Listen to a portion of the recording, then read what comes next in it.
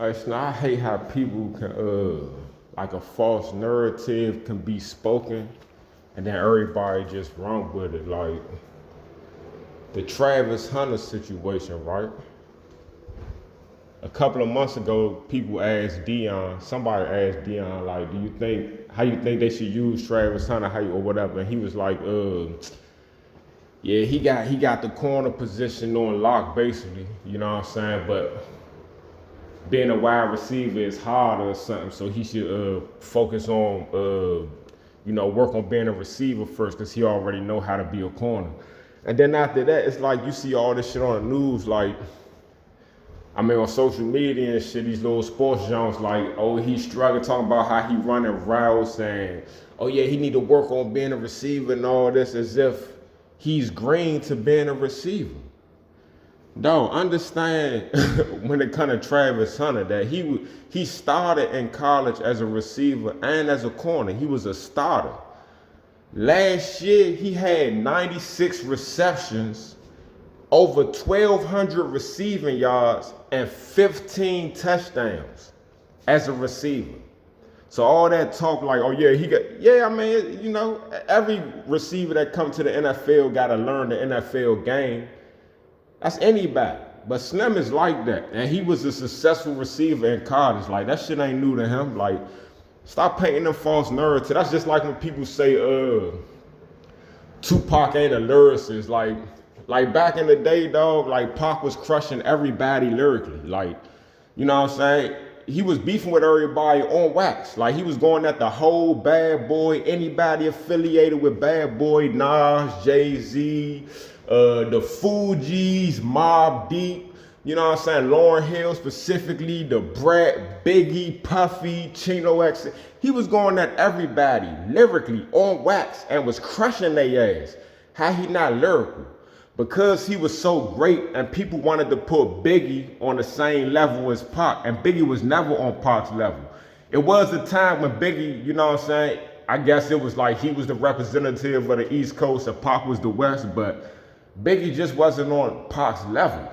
And you can see, 30 years after Pac's death, we still talking about it. He's still like that. Like, if you talk about Biggie, you have to talk about Pac. You can talk about Pac without talking about Biggie. That's just what it is, man.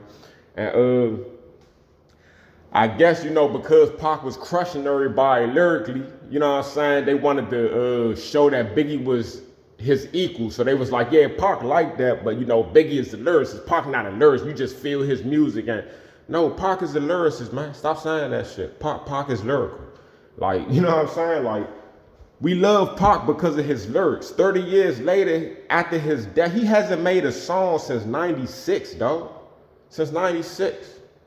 You know what I'm saying? You can't be a person that's not lyrical and your music still be relevant 30 years later. You know what I'm saying? The man was lyrical. Just listen to the song As the World Turns. Like, he give you metaphors, complex rhyme patterns and all that shit. He do all that shit. You know what I'm saying? It just don't make sense. They be like, he don't use metaphors. Dog, the song Me and My Girlfriend, the whole song is a metaphor. I think Pac was just above his time, and people's brains just don't align with his. They just don't understand. They say he don't use metaphors when he got a whole song with a whole song. Everything he said in that song is a metaphor, not just a punchline, not just a bar or two. The whole fucking song is a metaphor. The man was a lyrical genius. Travis Hunter is a beast. In my opinion, Travis Hunter was the best receiver and the best cornerback in the draft. Shedeur Sanders, in my opinion, was the best quarterback in the draft. Ashton Genty is the best player in the draft. That's my opinion. We're gonna see if I'm right, man. You know what I'm saying? I understand people want to say, oh, it's the scheme in Boise State. That's what made Ashton Genty so great. Haven't other teams used that scheme?